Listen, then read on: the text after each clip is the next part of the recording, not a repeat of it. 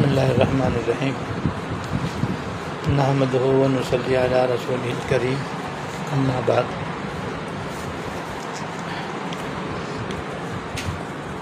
آج کل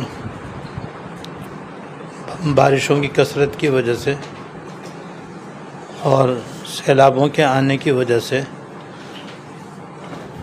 ہمارے ملک کا بہت بڑا حصہ متاثر ہے اور بے شمار مسلمان سخت تکلیف میں مبتلا ہیں۔ ان کے بیچاروں کے گھر بہہ گئے، مکان گر گئے، سامان چلا گیا۔ اب کتنے وہ ہیں جو کھلے آسمان کے نیچے بیٹھے ہوئے ہیں۔ تھوڑی دیر کے لیے ہم اپنے آپ کو سوچیں تو ہم پر اللہ تعالیٰ کا کتنا فضل ہے اور کتنا انعام اور مہربانی ہے کہ ہم اپنے اپنے گھروں میں ہیں اور ہمارے گھر کی ساری چیزیں ہمارے پاس میسر ہیں، جو محض اللہ تعالیٰ کی عطا اور اس کا فضل ہے۔ یہ وہ جب چاہیں واپس لے لیں۔ جیسے ان میں سے کتنے لوگوں کا سب ساز و سامان ختم ہو گیا، کل سب کچھ تھا، آج کچھ بھی نہیں رہا، نہ جانور رہے، نہ گھر رہا، نہ گھر نہ در، سب ختم۔ ہمیں اللہ پاک نے اپنی رحمت سے اپنے گھروں میں رکھا ہوا ہے، کھانے کو موجود ہے، پینے کو موجود ہے، پہننے کو موجود ہے، رہنے کو موجود ہے، عزیز و اقارب موجود ہیں، رشتہ دار موجود ہیں، کاروبار موجود ہے، ساری نعمتیں موجود ہیں۔ اور ان کی سب تقریباً چیزیں ختم ہو گئی ہیں۔ کھیتیاں تھیں تو وہ بہہ گئیں، باغات تھے تو وہ سب اجڑ گئے، مکانات جو تھے وہ گر گئے، اب کچھ بھی باقی نہ رہا۔ بیچارے ایسے بے یار و مددگار بیٹھے ہوئے ہیں اور جو امداد ہو رہی ہے وہ آٹے میں نمک کے برابر ہے۔ اب کب وہ بیچارے اپنے گھروں میں آباد ہوں گے، کیا ہوگا کیا نہیں ہوگا۔ بہرحال ایسے حالات میں ہمیں ایک تو ان کی تکلیف کا احساس ہونا چاہیے اور چلتے پھرتے اٹھتے بیٹھتے ان کی اس تکلیف کو محسوس کرتے رہنا چاہیے اور محسوس کرنے کے ساتھ ساتھ ان کے لیے دعا کرنی چاہیے۔ اپنی موجود نعمتوں پر دل و جان سے اللہ تعالیٰ کا شکر ادا کرتے رہیں اور ان کے لیے دعا کرتے رہیں کہ اللہ ان کی ان تکالیف کو دور فرما اور ان کی پریشانیوں کو ختم فرما، اپنے خزانہ غیب سے ان کی مدد فرما، اور جو ہم سے مالی تعاون ان کے ساتھ ہو سکتا ہو وہ بھی کریں اور کرتے ہی رہیں۔ یہ نہیں کہ بس ایک مرتبہ کچھ کر دیا تو بس ہم سمجھیں کہ ہمارا فرض ادا ہو گیا۔ بھئی ان کی جب تک پریشانی ہے وہ ہماری پریشانی ہے، جب تک ان کی تکلیف ہے وہ ہماری تکلیف ہے۔ تو جب ہماری تکلیف ہے تو جیسے ہم اپنی تکلیف جب تک رہتی ہے اس کا علاج کرتے ہی رہتے ہیں، اس کا تدارک کرتے ہی رہتے ہیں، ایسے ان کے لیے بھی برابر جو ہم سے ہو سکے اپنی اپنی حیثیت کے مطابق کرتے رہیں اور ان کے ساتھ تعاون اور ہمدردی کرنے کا بڑا اجر و ثواب ہے۔ ایک روایت میں ہے، دو روایتوں کا خلاصہ میں آپ کو سناتا ہوں کہ قیامت کے دن اللہ تعالیٰ بعض مسلمانوں کو گناہوں سے پاک صاف کرنے کے لیے دوزخ میں داخل کریں گے،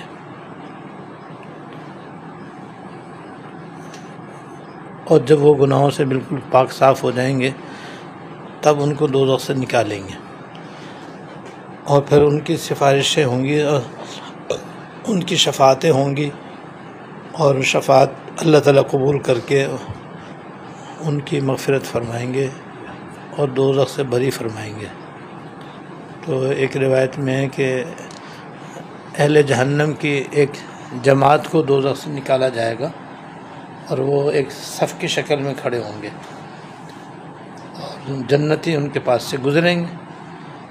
تو ان جہنم میں سے آنے والوں میں سے ایک آدمی کسی جنتی سے مخاطب ہوگا اور کہے گا کہ بھئی ارے فلانے تم مجھے جانتے ہو، پہچانتے ہو؟ تو وہ متوجہ ہوگا، کہے گا میں تو نہیں پہچان رہا آپ کو۔ پر وہ کہے گا کہ تو فلاں دن فلاں وقت آپ کو وضو کے پانی کی ضرورت تھی تو تم نے مجھ سے پانی مانگا تھا تو میں نے تم کو پانی دیا تھا،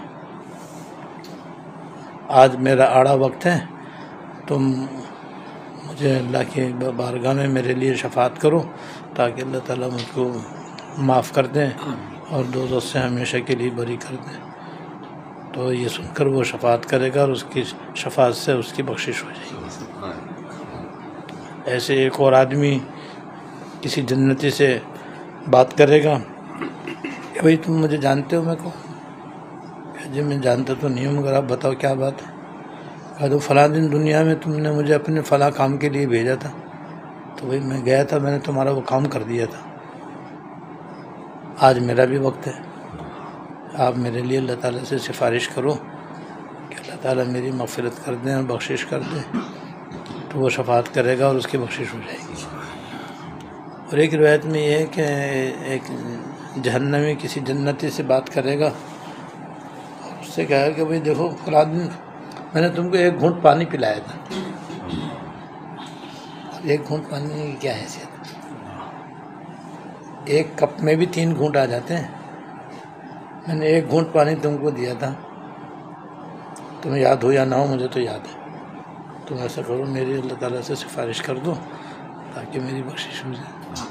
اسی پر اللہ تعالیٰ اس کی سفارش کرنے سے شفاعت قبول کر لیں گے اور اس کو دوزخ سے آزاد فرما دیں گے۔ اب یہ کام دیکھو کتنے چھوٹے چھوٹے سے ہیں، اتنے سے کاموں پر بھی اللہ تعالیٰ کی اتنی بڑی مہربانی ہوگی، اتنا اللہ تعالیٰ کا فضل ہوگا۔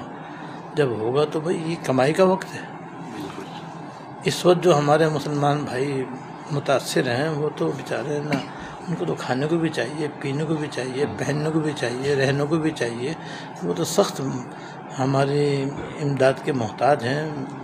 یہ تو بہترین وقت ہے کہ ان میں جو مستحق زکوٰۃ ہوں، زکوٰۃ سے ان کی امداد کر دی جائے، اور جو زکوٰۃ کے مستحق نہ ہوں صدقات سے، یعنی نفلی صدقات سے اور عطیات سے ان کی امداد کر دی جائے اور اللہ تعالیٰ کی رضا کے لیے کی جائے اور ان کا حق سمجھ کر کی جائے تو کتنا بڑا ثواب ملے گا۔ پچھلے اتوار کو ہی میں نے فضائل بیان کیے تھے، آج میں دوسرے سنانا چاہ رہا ہوں، پچھلے والے سنا چکا، اب دوسرے سناؤں گا آپ کو۔ ایک روایت میں ہے کہ آپ فرماتے ہیں میں اس آدمی کو اپنی آنکھوں سے دیکھ رہا ہوں جو جنت کے قالینوں پر روٹنی کھا رہا ہے۔ جیسے شادی بیاہ میں جب قالین بچھائے جاتے ہیں تو بچے ادھر سے ادھر، ادھر سے ادھر روٹنی کھاتے ہیں، نہیں کھاتے ہیں؟ اور کئی پارک میں جا کر کے بچے ایک طرف سے لوٹتے ہوئے دوسری طرف لڑکتے ہوئے چلے جاتے ہیں، اسے کہتے ہیں روٹنی کھانا۔ تو حضور فرما رہے ہیں میں نے اپنی آنکھوں سے اس آدمی کو جنت کے قالینوں پر روٹنی کھاتے ہوئے دیکھ رہا ہوں۔ پھر فرمایا یہ کسی بہت بڑے عمل کی وجہ سے اس درجے میں نہیں پہنچا، بلکہ ایک معمولی عمل کی وجہ سے اللہ نے اس کو یہ مرتبہ عطا فرمایا۔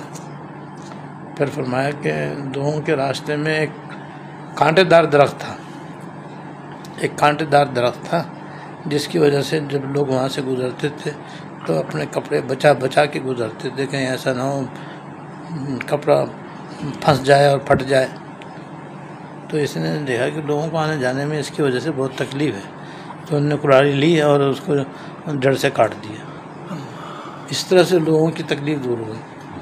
اس تکلیف پر ہی اللہ تعالیٰ کا ایسا فضل ہوا کہ اللہ تعالیٰ نے اس کو جنت میں داخل کر دیا۔ اندازہ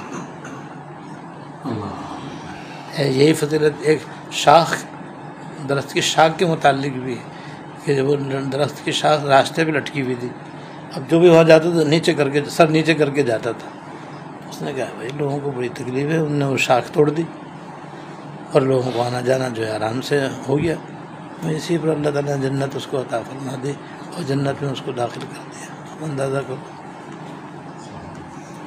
تو یہ ہے کہ یہ ساری جو مخلوق ہے نا یہ اللہ تعالیٰ کے عیال ہے، یہ جیسے ہمارے اہل و عیال ہوتے ہیں یہ بھی اللہ تعالیٰ کے اہل و عیال کی طرح ہے، اور ان پر جو رحم کھاتا ہے بس اس پر اللہ تعالیٰ رحم کھاتا ہے۔ یہ ایک مشہور حدیث ہے کہ الراحمون یرحمہم الرحمن،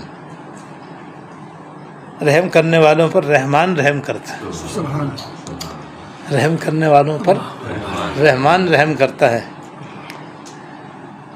لہذا اے لوگو تم زمین والوں پر رحم کھاؤ، تو آسمان میں جو اللہ رب العالمین ہے وہ تم پر رحم فرمائے۔ یہ وہ حدیث ہے کہ جب پہلے زمانے میں جب کوئی محدث کسی کو حدیث پڑھاتا تھا پہلے ہی حدیث سناتا تھا، اسے مسلسل بالاولیت کہتے ہیں، یعنی سب سے پہلے سنائی جانے والی حدیث، تو پہلے ہی حدیث پڑھاتے تھے، پھر اس کے بعد باقی حدیث پڑھاتے تھے۔ تو اسی میں رحمان کی طرف سے رحم کھانے کا ہمارے لیے سبق ہے۔ تو بھئی ہم اپنے بچوں پر رحم کھاتے ہیں، اپنی جان پہ رحم کھاتے ہیں، تو اپنے مسلمان بھائیوں پر بھی رحم کھائیں، اور دعا سے بھی، استغفار سے بھی، اور اپنی مال سے بھی ان کی خدمت کریں، جان سے بھی۔ جان سے یہ ہے کہ بھئی اگر ہم وہاں تک پہنچ سکتے ہیں تو یہ جہاں تک بھی ہم پہنچ سکتے ہیں وہاں پہنچیں، اور پہنچ کر کے اپنے ہاتھوں سے یا اپنے متعلقین کے واسطے سے ان کے پاس کھانے کی، پینے کی، پہننے کی جو چیزیں پہنچا سکتے ہیں پہنچائیں، اور یہ ثواب عظیم حاصل کریں۔ اللہ تعالیٰ توفیق عطا فرمائے۔ تو 3 کام کرتے رہیں، ایک تو اللہ تعالیٰ سے گڑ گڑا کے دعا کرتے رہیں، رات دن صبح شام یہ دعا کرتے رہیں۔ دوسرے اپنے لیے بھی اور ان کے لیے بھی استغفار کرتے رہیں کہ اللہ جتنے مسلمان ہیں سب کی طرف سے، میں اپنی طرف سے بھی ان کی طرف سے بھی آپ سے اپنے اگلے پچھلے چھوٹے بڑے خفیہ علانیہ سارے گناہوں کی معافی مانگتا ہوں۔ گناہ بھی معاف کر دیجیے، گناہوں کی شامت بھی دور فرما دیجیے۔